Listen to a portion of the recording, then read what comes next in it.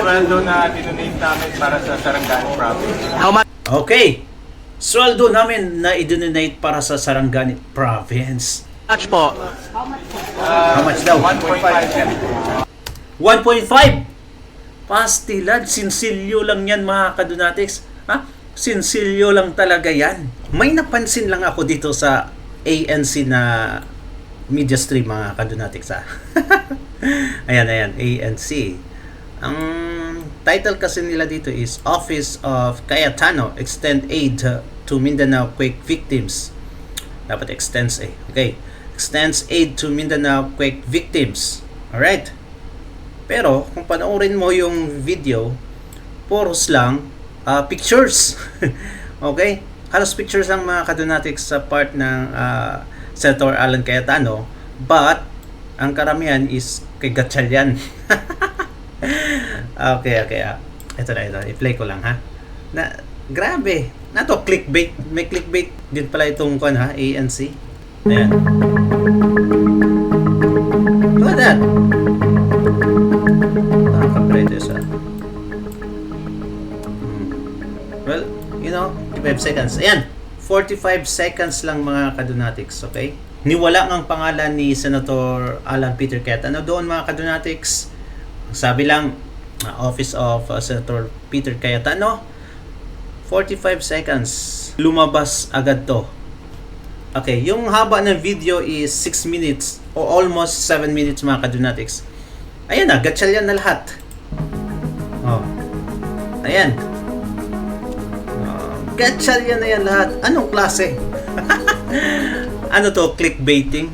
Para lang, kumuha ng atensyon mga kadonatics ng viewers from DDS. Kasi, pag Gatchalian Black or any mga kadonatics sa oposisyon ng mga Duterte, ibabalita nila, hindi sila makakakot ng views.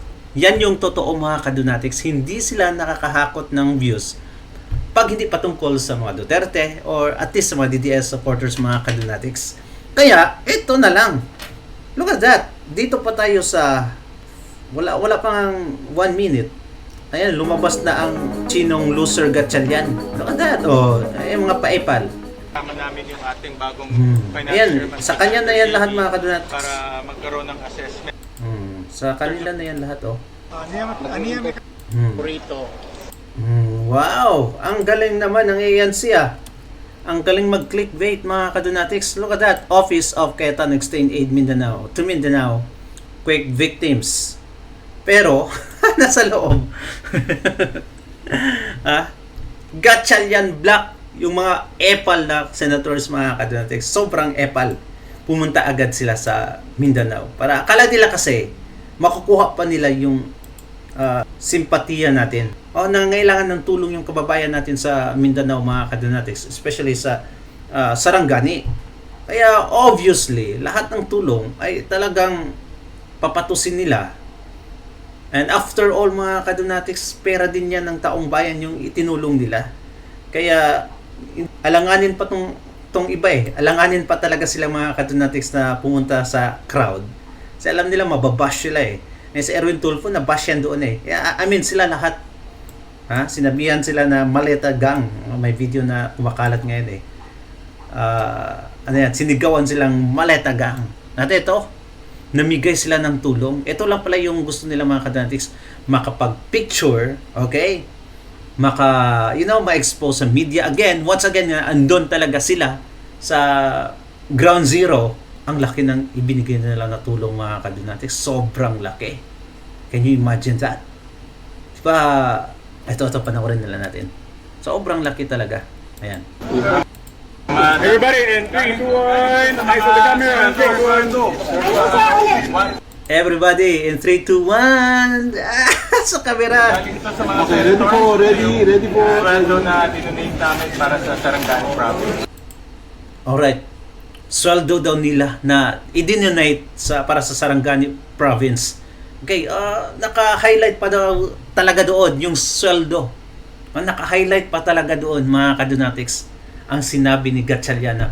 Sweldo na dinonate namin para sa Sarangani Province. How much? Okay. Sweldo namin na i-donate para sa Sarangani Province. Okay.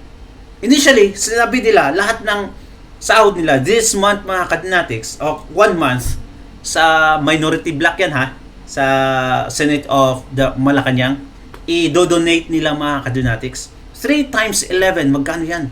Nasa 3 million plus yan mga kadinatics. Kung tutuusin, tag 300 yan per senator each month, 300,000. So kung i-multiply mo yan mga kadonatics to 11, so probably nasa 3 million if I'm not mistaken, right? Yeah, nasa mga ganun mga kadonatics. Ngayon. Magkano yung dinonate nila? Ito. Much po? How much daw? 1.5. 1.5? Akala ko ba i-donate nyo yung kabuang sahod nyo in 1 month? Lahat kayo? 1.5? Nako naman! Pastilan, sinsilyo lang yan mga kadonatics.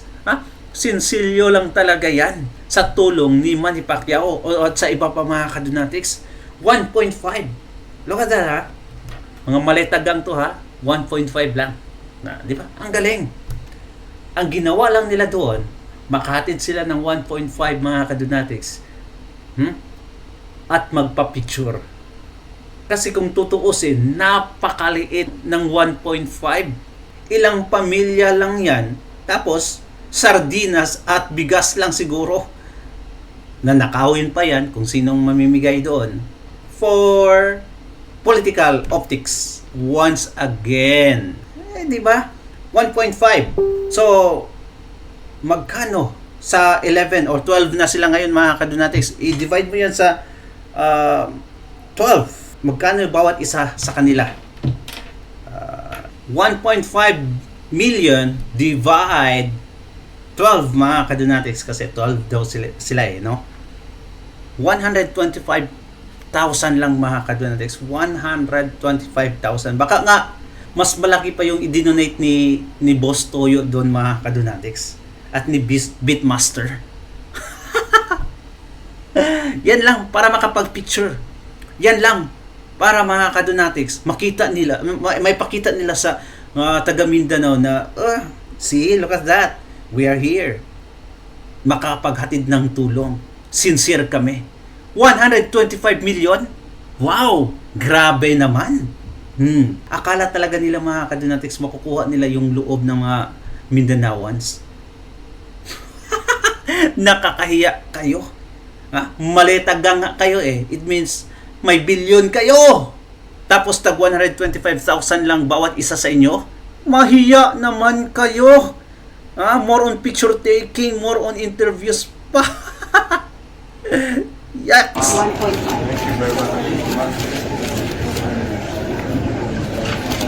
Okay po, salamat po. Maraming salamat. Salamat. Alright. Okay, nakapag-picture na, nakapag-interview na, uwi na. Yeah. Ganyan ka galing itong mga tsunggong itong mga kadonatics. Sobrang galing, di ba? Hay nako. Eto mga kadonatics, panoorin lang natin. Mabilisan lang, 2 minutes ata to, na interview kay Inday Sara Duterte. Ang mga loyalista nga, Pinklawan at Dilawan kasi, sinasabi nilang gustong agawin ni Inday Sara Duterte ang pagiging presidente. Kaya nga, sabi ng mga Dilawan loyalista nga na gustong gurgurin daw ni Inday Sara Duterte ang Pangulo para siya ang makaupo bilang presidente.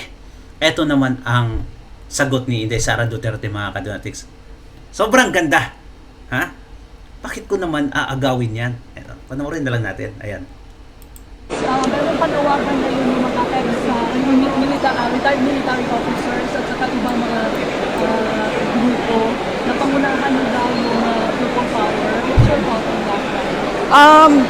Ako, I am the constitutional successor, no? I am the next in line ayon sa ating constitution. At meron akong sinumpaan noong ako ay nag-assume ng Office of the Vice President. At nakalagay doon that I will preserve and defend the Constitution.